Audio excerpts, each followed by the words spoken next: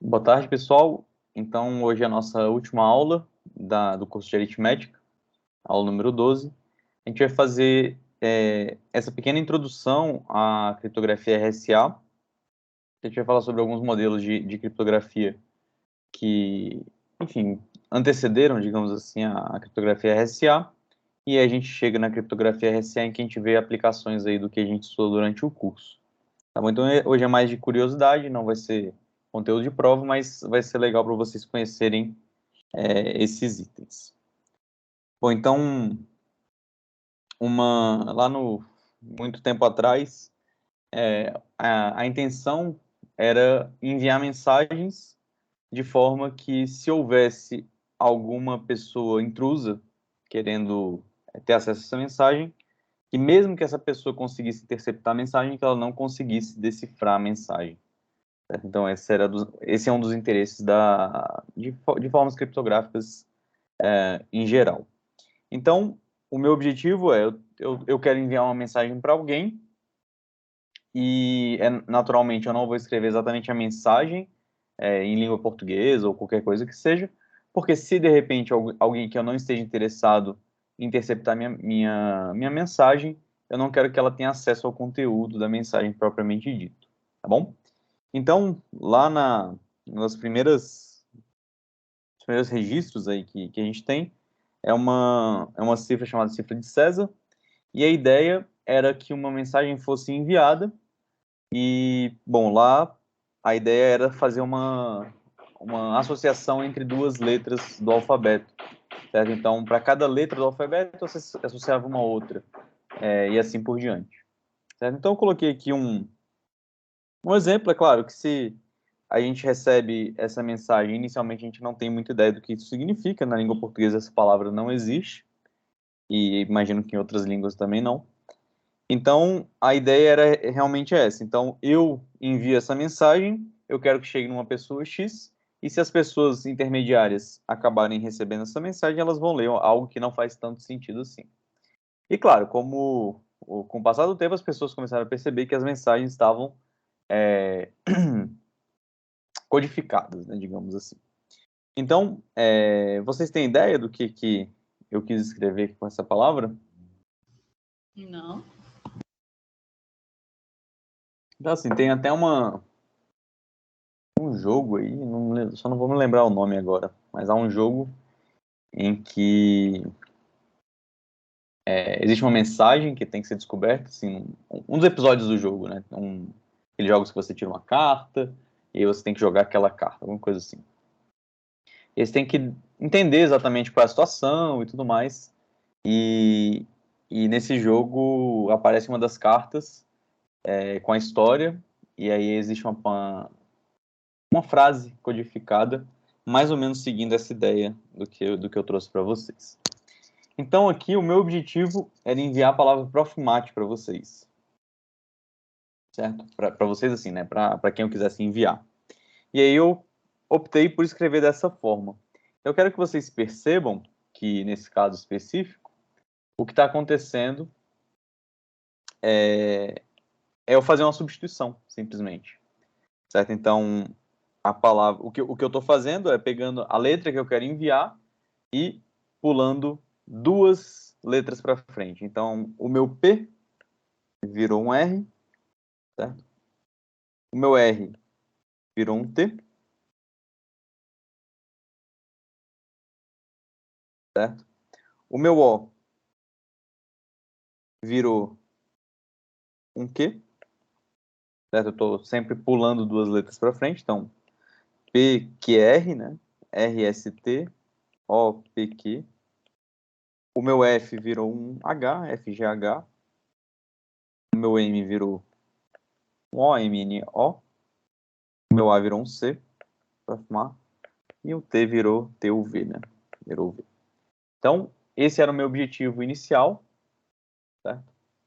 Então, a gente consegue, basicamente, qual é a essência? Eu escolho uma palavra, eu codifico, então, usando o método que eu escolho, né? Mas o detalhe é, se eu quero enviar essa mensagem codificada para alguém, É claro que se uma pessoa indesejada recuperar essa mensagem, interceptar essa mensagem, teoricamente ela não vai saber muito bem como identificar o que eu quis dizer. Mas a pessoa que eu quero atingir, ela tem que saber inverter o procedimento. Porque se eu codifiquei, a pessoa que recebeu ela vai ter que decodificar para entender o que foi enviado. Então todo o processo vai ter um processo de codificação e um processo de decodificação. Então foi isso que eu fiz, né? Então, basicamente o que aconteceu aqui foi o seguinte: o Matheus desejava enviar a palavra Profmat para alguém, certo? E aí o que ele fez? Ele teve que codificar. E aí o que virou aqui foi RTQHOCV. E aí isso aqui vai ser enviado. Certo? Então eu vou enviar essa mensagem. E aí, claro, vamos imaginar que o meu objetivo era mandar para uma pessoa X. Só que aí no meio do caminho essa mensagem acabou sendo direcionada para uma pessoa Y. O meu objetivo inicial é que essa pessoa Y não consiga entender, certo? E que essa pessoa X consiga entender o que eu mandei. Esse é o objetivo principal. Então, claro, se essa pessoa X souber o que eu fiz, né, que foi jogar duas letras para cada uma das letras será jogada, cada uma das letras será jogada 2 unidades para frente. E claro, se eu tiver no Z, eu penso no alfabeto como sendo alguma coisa cíclica. Então, o que vai acontecer é que essa pessoa X vai conseguir decodificar. Como é que ela faz? Bom, se eu joguei 2 letras para frente, para decodificar eu volto 2 letras para chegar na mensagem original, certo? Só que o detalhe é que o Y não pode conhecer esse processo. E claro, mesmo que eu não tenha contado para a pessoa Y qual foi o processo, pode ser que ela fale assim, não, essa cifra aqui ela é meio simples, então eu vou fazer alguns testes aqui, inclusive, se eu quero mandar um texto inteiro e tudo mais, a gente pode começar a olhar a frequência das letras, começar a se perguntar qual é a letra do alfabeto que mais aparece nas palavras e começar a fazer algumas estatísticas para conseguir saber exatamente como é que foi feita a cifra, tá bom? Então, é mais ou menos essa ideia. Então, esse processo passa a não ser tão seguro assim, exatamente por esses motivos, tá bom? Mas, de certa forma, esse procedimento, ele consegue, né, de alguma forma, dar uma mascarada na mensagem, de forma que a pessoa que está enviando, a pessoa que está recebendo saibam exatamente como é que é o procedimento, e se uma pessoa externa interceptar, ela não consiga, de cara, pelo menos, recuperar a mensagem. É claro que, com isso que eu falei agora há pouco, esse processo aqui fica razoavelmente simples. Beleza? Então, a ideia passou a ser, bom, como é que a gente pode melhorar um pouquinho esse procedimento? Então, existem várias e várias formas aí de fazer envio de mensagem, o livro aborda alguns deles. Eu trouxe essa aí de César, que talvez seja o primeiro contato com criptografia é feito através disso. Eu já vi, inclusive, exercícios aí de ensino médio que mostram como é que a gente pode fazer isso usando matrizes, por exemplo. Então, eu quero enviar uma mensagem, eu coloco lá, associo uma letra, um número, e eu escolho uma matriz para ser uma matriz que, digamos assim, é a chave do negócio, de tal forma que eu consiga inverter essa matriz. Então, para codificar, eu multiplico pela matriz, para decodificar, eu multiplico pela matriz inversa. E esse tipo de procedimento ele é feito em alguns casos. Então, eu já vi exercício aí de ensino médio tratando disso, essa é uma outra forma aí de enviar mensagens. Mas aqui eu quero tratar um sistema que foi tratado pelo livro, devido a essas 3 pessoas aqui. E o objetivo é o mesmo, tá bom? Então, eu quero enviar mensagem, só que eu quero criar uma chave de forma que eu não deixe essa chave de forma pública, né? Por exemplo, o que seria o segredo, digamos assim, desse código? É exatamente como eu codifico como eu codifico, se eu sei codificar, eu sei decodificar também. Só fazer o processo inverso. Claro que para isso acontecer, o processo tem que ser inversível, tá bom? Aqui a situação é semelhante. Então, eu tenho 2 pessoas aqui querendo se comunicar e, basicamente, pode ser que enfim, a mensagem enviada ou a mensagem falada seja interceptado por uma pessoa que eu não quero que ouça, certo? Então, Maria e João estão tentando se comunicar, e eles precisam, de alguma forma, criar uma chave, um segredo aí no meio do caminho. Então, a ideia desses três autores aqui foi a seguinte: bom, a gente fixa dois números naturais e a gente vai deixar isso público, todo mundo vai ver. Então, eu vejo, vocês veem, quem quiser tem acesso a esses números A e N. E aí a Maria escolhe um número natural alfa M e o João escolhe um número alfa J. Tá bom? Então, cada um deles vai escolher um número e isso vai ser fundamental para a construção das coisas. Aí, o que o João vai fazer?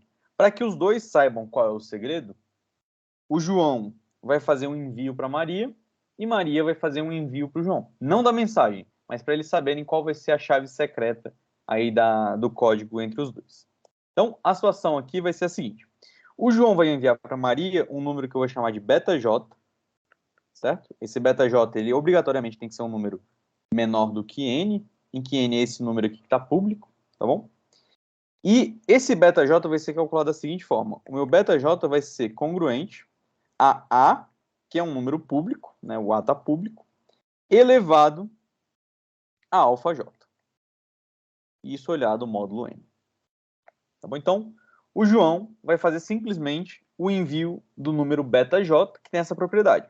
Bom, somente o João conhece o número alfa J, todo mundo conhece o número A, então, em particular, o João conhece esse número A elevado a alfa J.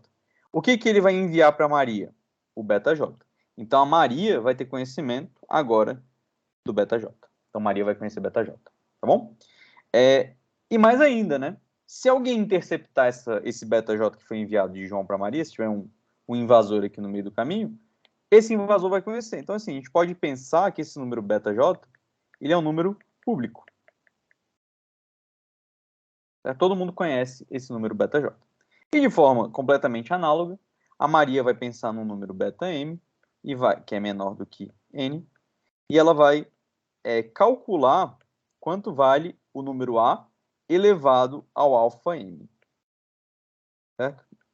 Então, lembrando, A é um número que está ali que é público, alfa M é exatamente o número que apenas a Maria conhece, e aí ao calcular A elevado a alfa M, isso vai dar um determinado beta M menor do que Nzinho, tá bom? Então, opa, é isso mesmo, tá certo. Então, esse beta M aqui, ele foi enviado de Maria para João, e de novo, pode acontecer de alguém interceptar essa mensagem. Então, a gente pode pensar que esse beta M é algo, entre aspas, público. Tá bom? Então, com isso, o João vai ter recebido esse beta M. Então, basicamente, A e N são públicos. Esse cara apenas a Maria conhece. Esse cara apenas o João conhece. Beta J, esse número que foi criado, ele é público. E beta M é um número que também está público. Certo? E aí, como é que eles vão saber, o que vai ser a chave secreta do código entre os dois, entre essas duas pessoas? Bom, a ideia vai ser o João calcular o número beta M enviado por Maria, que é público, elevado ao número que o João pensou, beta M elevado a alfa J. E a Maria, por sua vez, vai calcular o beta J, que foi recebido por ela, elevado a alfa M, que foi o número que Maria conhece. Tá bom? Vamos entender por que João, onde o João vai chegar nesse cálculo e onde Maria vai chegar nesse cálculo. Tá bom? Então, lembrando, pessoal, esse alfa J apenas o João conhece. E esse alfa M apenas a Maria conhece. Então, vamos fazer esse cálculo aqui. Beta M elevado a esse alfa J. Bom, pela definição aqui do meu beta M, ele é congruente a elevado a alfa M módulo N. Então, isso aqui vai ser congruente a elevado a alfa M, tudo isso elevado a alfa J. E a gente sabe que potência de potência é só multiplicar. Então, isso aqui vai ser A elevado a alfa M vezes alfa J, quando a gente olha módulo N. Certo? Então, desse cálculo, olhando o módulo N, o João vai recuperar um número aqui, que a gente descobriu que é A elevado a alfa M vezes alfa J. Por sua vez, quando a Maria calcular beta J elevado a alfa M, lembrando, beta J é público, alfa m é um número que apenas Maria conhece. Então, só Maria consegue fazer esse cálculo. Isso aqui vai ser congruente a A elevado. Bom, o beta-j, por definição, ele é congruente a A elevado a alfa j. Isso aqui vai ser A elevado a alfa j, tudo isso elevado a alfa m. Isso aqui vai ser exatamente A elevado a alfa j vezes alfa m, quando a gente olha módulo m. Então, assim, nesse procedimento, o que aconteceu? O João, e apenas o João vai conseguir calcular esse número, e a Maria, e apenas a Maria vai conseguir calcular esse número. Só que se a gente for parar para pensar, esse número obtido pelos dois, eles moram na mesma classe de congruência módulo n. Na verdade, eles são congruentes entre si. Vou chamar de alfa 1, e vou chamar de gama 1 e gama 2. Gama 1, esse cara aqui é gama 2.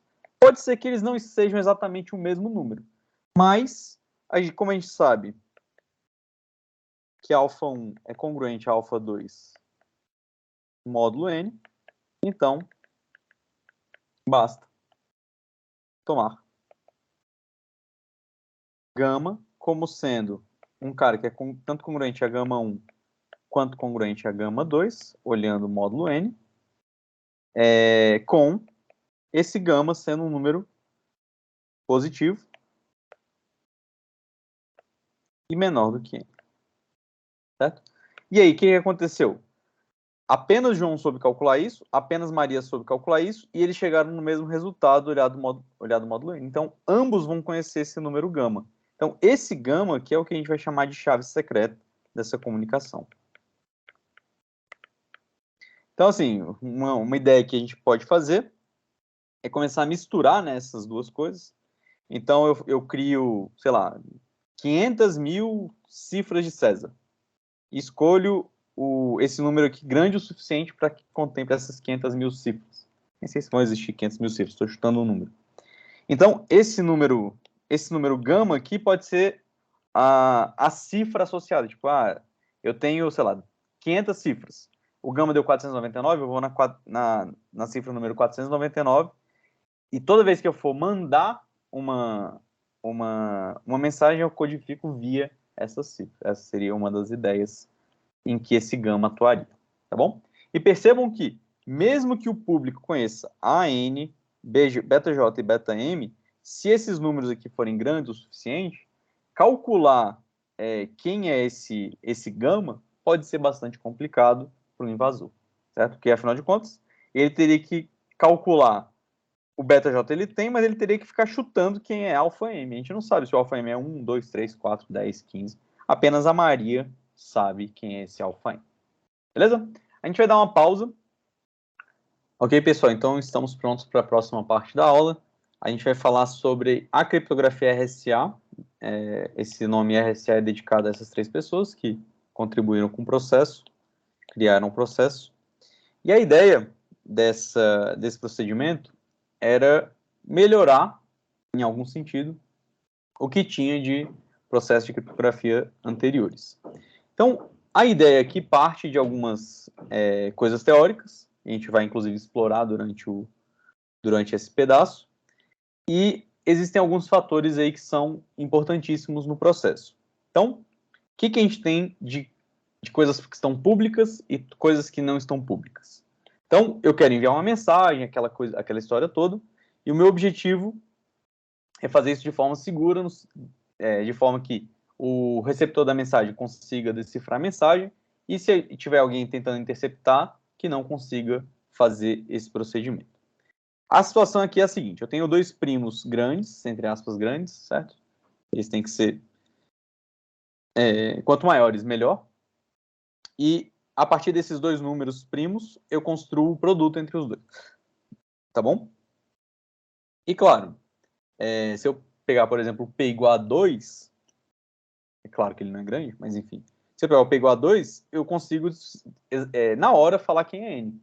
Afinal de contas, N é um produto de dois primos. Se um deles for 2, eu sei que o outro vai ser a metade do N. Né? Então, se o N for par, automaticamente eu já sei que o P é 2 e o Q vai ser a metade de P.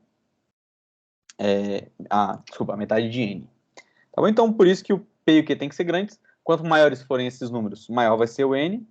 E já começa um pequeno problema para quem quiser quebrar a mensagem, porque o P e o Q, eles não vão ser divulgados. Quem vai ser divulgado vai ser o N, que é produto de P com Q, tá bom? Se a pessoa quiser quebrar o código, já de cara ela vai precisar saber quem é P e quem é Q. Então imagina que eu fale um N muito grande, eu sei que ele é produto de dois primos, mas para conseguir quebrar um número grande num produto de primos, não é um processo simples. Os algoritmos eles são bastante complexos. Tá bom? Então, esse é o primeiro, já é o primeiro ponto a ser considerado. Segundo ponto, eu vou ter que calcular a função de Euler avaliado nesse N. Tá bom? Isso aqui para processo de codificação e decodificação. Bom, como eu sei que isso aqui é um produto de dois primos, então a função de Euler avaliada em N, como esses primos eles são, diferentes, né? Claro. Não escrevi aqui, mas P e Q são diferentes. Então, o que eu vou ter? Que φ de N vai ser o φ desse vezes o φ desse. Φ de um número primo é o primo menos 1, então ficou P menos 1 vezes Q menos 1. Esse ponto é importante aí para o processo que vem pela frente. E aí, eu que estou tentando criar esse meu sistema, eu vou ter que pensar aqui num número alfa, e esse número ele tem que ser inversível módulo esse φ de N. Tá bom? Então, você tem que pegar um cara que seja inversível módulo φ de N. Ok. Dado um número inversível, é claro que existe o inverso. Eu vou chamar esse inverso de beta aqui nesse meu processo. Então, resumindo, você tem...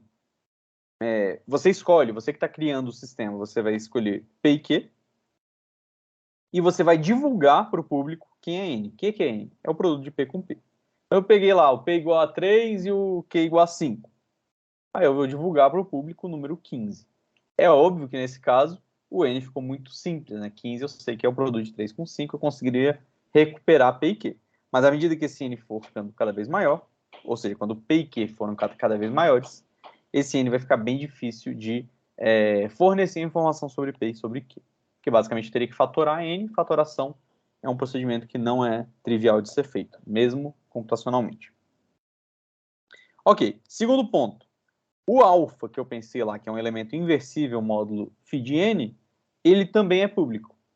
Então, basicamente, eu criei o N a partir do meu P e do meu Q, e eu pensei num cara inversível e calculei o inverso dele. Então, eu divulgo um dos dois, né, o alfa ou beta, que eu estou escolhendo alfa para divulgar, mas beta é o inverso de alfa. Tá bom? E aí, para você escrever sua mensagem, uma das formas é utilizar uma tabela de conversão entre símbolos e números. Tá bom? Em geral, se a gente vai trabalhar não com tantos símbolos assim, a gente sabe que no alfabeto a gente tem 26 letras. Você pode, eventualmente, no seu código, precisar de um ponto de exclamação, ponto de interrogação, vírgula, espaço, enfim, coisas assim, né? Outros símbolos além das letras. Então, você pode ir atribuindo. Por exemplo, se você tiver uma situação com as letras do alfabeto e mais 10 símbolos, por exemplo, 36 símbolos no total, você pode optar por transformar, dado um símbolo, escolher um número com 2 algarismos. É importante escolher com 2 algarismos, pessoal, porque a gente tem 36 símbolos. Então, se eu atribuir o A sendo 1, o B sendo 2, o C sendo 3 e assim por diante, eu posso ter, eventualmente, ambiguidades. Por exemplo, imagina que eu fale que o A é 1, o B é 2, e aí, se eu não estiver enganado, a 12ª letra do alfabeto é... não sei de cabeça não, pessoal. Eu acho que é L, né? Contando o K. Bom, vamos imaginar que seja o L. Depois, se for o caso, vocês alteram aí. Então, se eu envio a mensagem 12, eu não sei se estou dizendo AB ou se eu estou dizendo L. Então, isso aqui daria uma ambiguidade. Tá bom? Então, para evitar isso, o que a gente faz? A gente coloca números de 2 algarismos para evitar qualquer confusão. Então, por exemplo, faz o A sendo 10, o B sendo 11, o C sendo 12, e assim por diante. Você escolhe como você vai fazer essa tabela de conversão. Isso vai ser público também, tá bom, galera? Isso também vai ser público. Beleza, então, feita essa tabela de conversão, que é pública, feita a escolha do N, que é público, feita a escolha do alfa, que é público, a gente vai precisar entender, primeiro, como a gente faz para transmitir uma mensagem, ou seja, eu pensei na minha mensagem, eu preciso codificar essa mensagem, fazer o envio da mensagem codificada, e a gente tem que entender quando a pessoa receber, o que ela vai fazer para decodificar e como que o invasor vai poder não conseguir entender a mensagem, dada a mensagem que eu enviei. Tá bom? Então, a situação é essa. Então, como é que vai ser o processo de codificação? Eu vou pensar numa frase, numa palavra, num texto, enfim, no que eu quiser, e eu preciso associar essa frase a um determinado número. Né? Então, daqui a pouco a gente vai dar exemplo para ficar um pouquinho mais simples. Mas eu vou transformar minha frase, que ela vai ser composta de símbolos, né, letras, pontos de interrogação e tudo mais, via tabela de conversão. Então, transformei a minha frase, gigantesca, tanto faz, em um número. E aí, dado esse número, que vai ser um número provavelmente gigante, você vai quebrar esse bloco em... esse número inteiro em blocos de tamanhos menores do que n. Então, esse é o primeiro ponto importante aqui do nosso processo. Então, vamos imaginar que eu criei a minha frase, eu usei a minha tabela de conversão e aí criei um número gigantesco, e aí o que eu faço é identificar os blocos de tamanho que são menores do que n. Então, seria mais ou menos assim. Vamos pensar que seja um número, sei lá, imaginar que meu n seja 15, né, como eu tinha falado antes, e o número que ficou resultante foi o número 2, 3, 7, 8, 4, 0, 1, 2, 3. Sei lá, vamos chutar que deu isso. O que eu tenho que fazer? Eu preciso quebrar esse número aqui em blocos, tamanhos que são menores do que n. Então, o que você pode fazer? 2, 3, 7, 8. Aqui, bom, tem um pequeno problema, né? Porque não pode começar em 0, então vou evitar esse 0 aqui. Vou colocar 1. Então, 4. Depois, eu posso quebrar em 11 ou em 1 em 1. Você escolhe. Tá? Quebrar aqui no 11. Depois 2, depois 3. Então, esse é o primeiro ponto que a gente tem que identificar.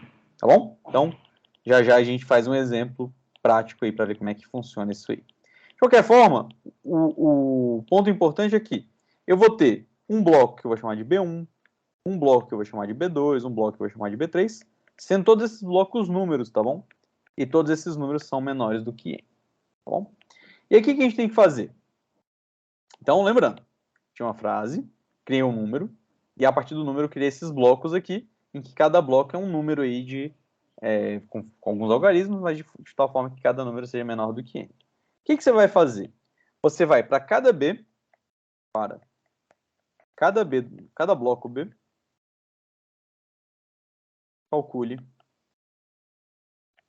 B elevado a esse alfa, que é o elemento inversível que a gente tem, tá bom? Lembrando, esse alfa é público, tá bom?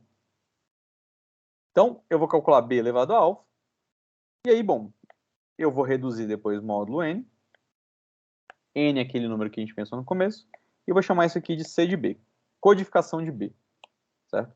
Esse número aqui ele tem que ser menor do que n. Então, para cada bloco aqui, você vai calcular essa potência, e você vai reduzir módulo n obtendo blocos menores. Então, o bloco B1 vai ser transformado, para que eu faça o envio, no bloco CB1. O B2 vai se transformar no bloco CB2, assim por diante, até um bloco que eu vou chamar de CBK. Eu tinha vários blocos, fiz os cálculos para cada um dos blocos, obtive os respectivos blocos, e aí eu vou fazer o envio dessa palavra, desse número que vai surgir aí.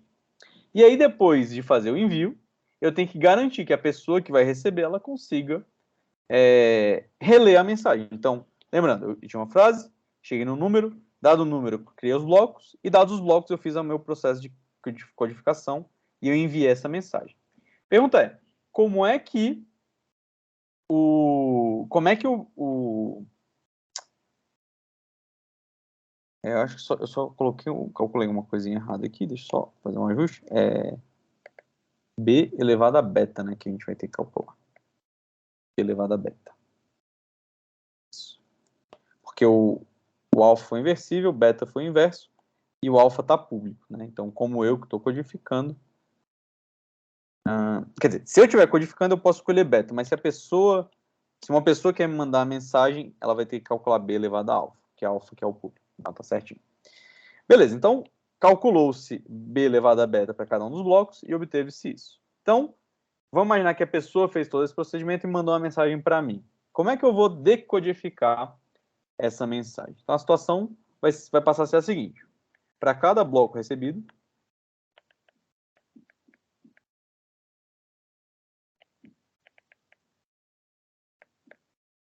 o que a gente vai fazer é calcular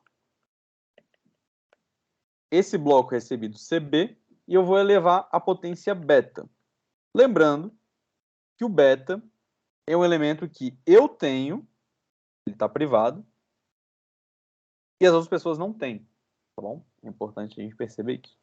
Quando a gente calcular CB elevado a beta, isso aqui vai dar alguma coisa olhada módulo N.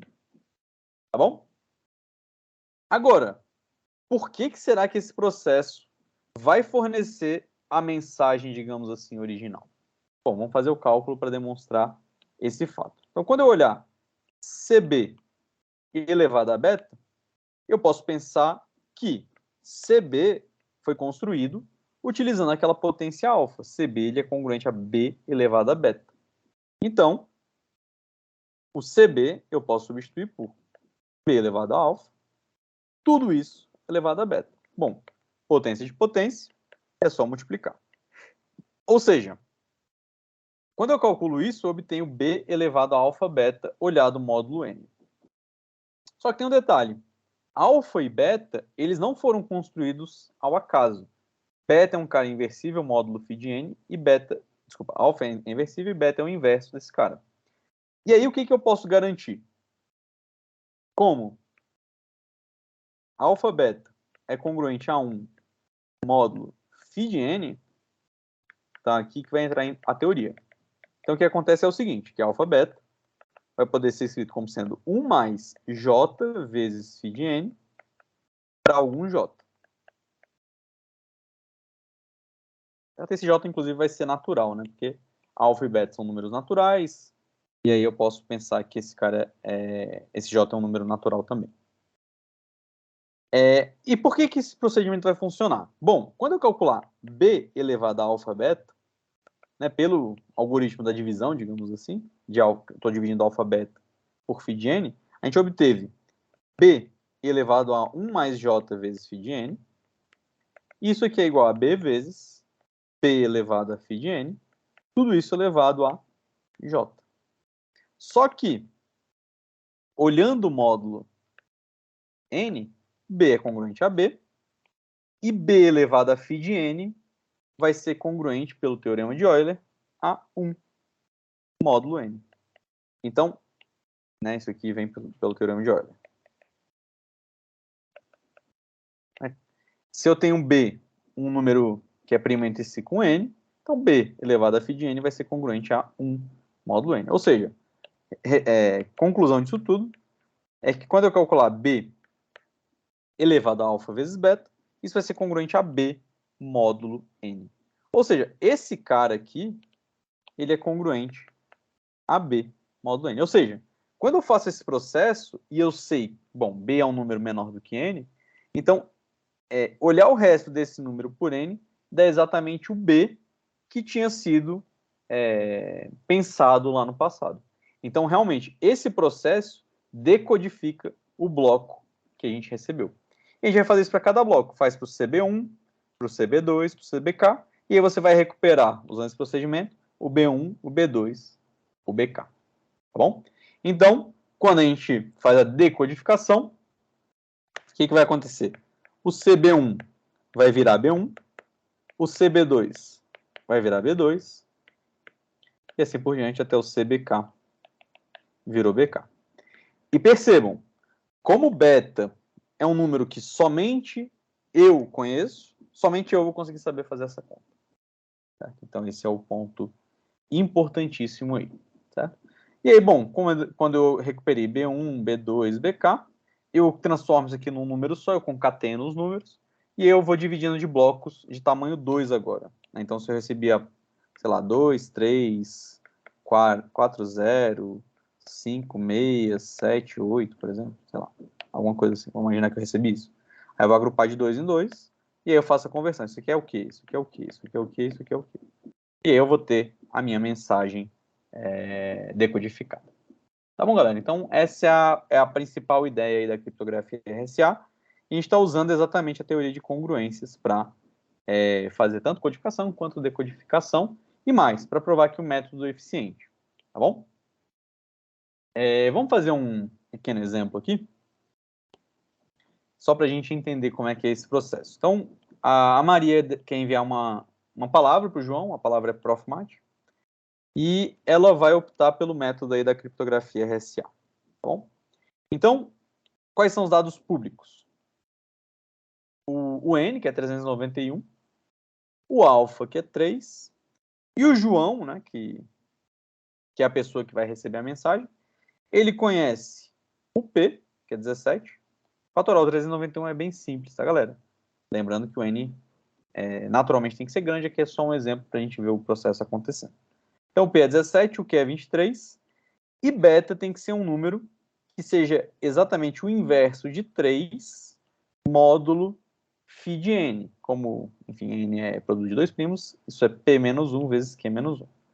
Bom, fazendo um pouquinho de conta aqui, a gente descobre que o beta tem que ser igual a 235.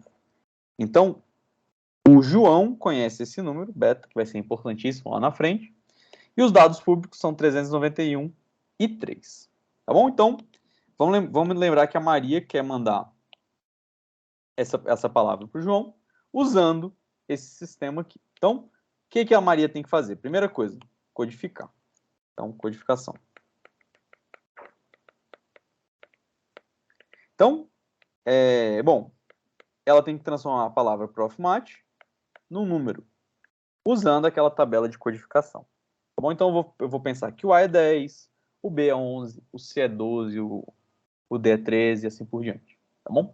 Fazendo aí o procedimento, o P ele é 25, o R é 27, o O é 24, o F é 15, o M é 22, o A é 10 e o T é 29. Tá bom? Então, o que a Maria tem que fazer? Ela tem que pegar esse número, né, que foi criado, foi o número 25272415221029. E ela tem que quebrar em blocos, de tal forma que cada bloquinho seja um número menor do que 391. E tem mais uma condição que eu acabei não falando no passado, mas que é importante observar. O número não pode começar, nenhum dos blocos pode começar em zero, isso é um motivo técnico, tá bom? Então, uma forma que a Maria poderia mandar seria fazer quebras aqui, né? Isso aqui seria uma possibilidade, certo?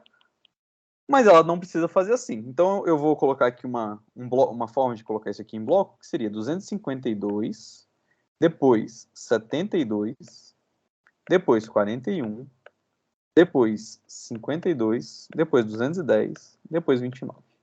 Então, a Maria poderia optar, por exemplo, por essa forma de transformar a palavra profmat em blocos.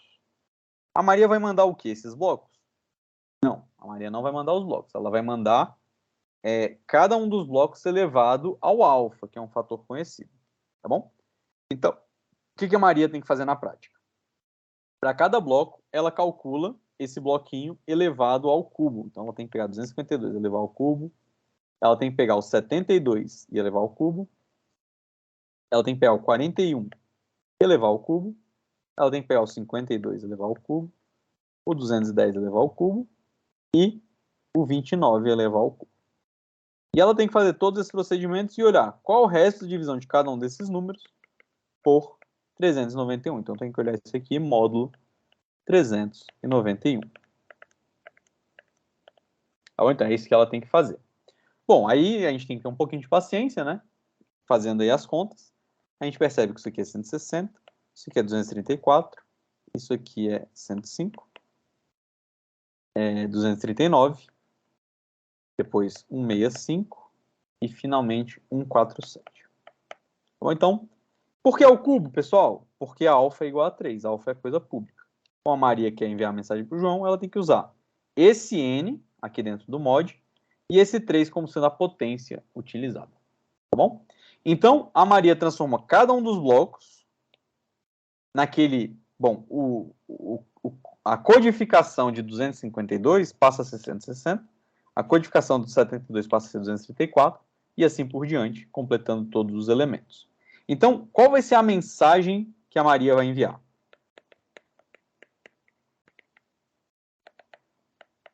Então, na prática, né, o que ela vai mandar aí para o mundo virtual? Que qualquer pessoa vai poder receber.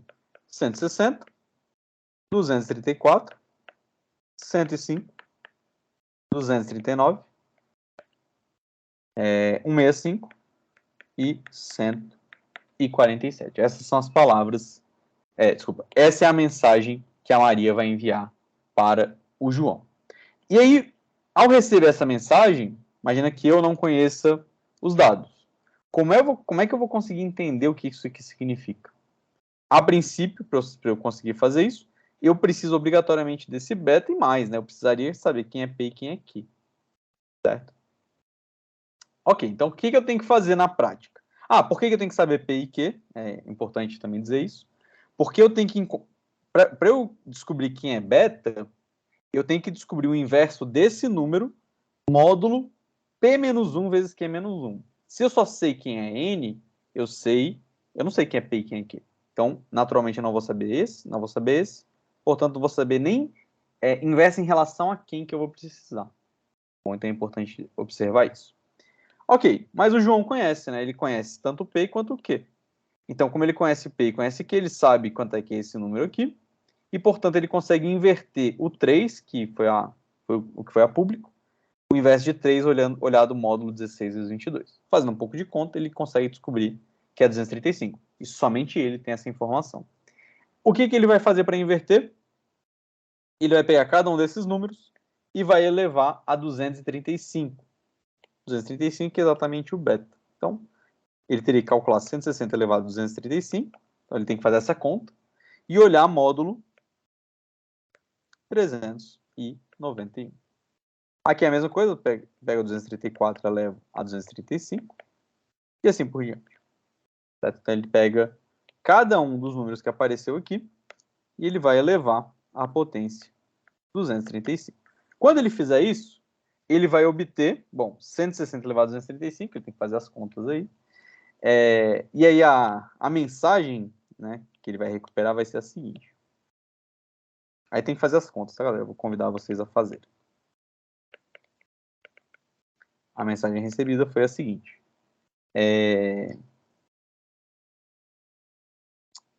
25, 2, 7, 2. Opa, desculpem. Acho que talvez não caiba aqui, né? Vou colocar aí embaixo.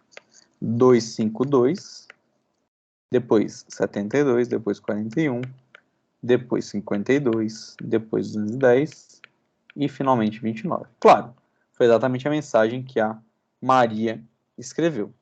E lembrando que para ele fazer a leitura dessa mensagem, ele tem que agrupar agora de 2 em 2, porque eu sei que para transformar minhas palavras, meus números em palavras, eu preciso fazer essa divisão de 2 em 2. Então vai ser 25, depois 27, depois 24, depois 15, depois 22, depois 10, depois 29.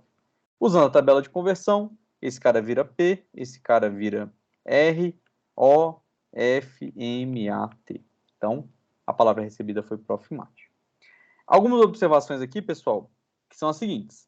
Se de repente eu consigo descobrir quem é P e quem é Q, automaticamente eu consigo descobrir quem é isso e automaticamente eu tenho beta. E se eu tenho beta, para decifrar essa mensagem é só pegar cada bloco elevado a 235 e recuperar a mensagem usando a tabela de conversão. Tá bom? Então, tem que tomar algum cuidado aí, porque P e Q não podem ser divulgados. Beleza? Então era isso que eu queria trazer para vocês. Eu acho que foi bem resumido, né? Mas pelo menos deu para ter uma ideia de como funciona. E claro, tem alguns aspectos teóricos, né, do porquê que é seguro, por que P e Q não podem ser divulgados em hipótese alguma, que foi mais ou menos o que eu comentei aí. E claro, quanto maior o P, quanto maior o Q, maiores vão ser esses números. E, bom, é importante a gente perceber que a gente tem computadores, os computadores estão aí para fazer contas aí para a gente também. Beleza? Eu vou parar por aqui.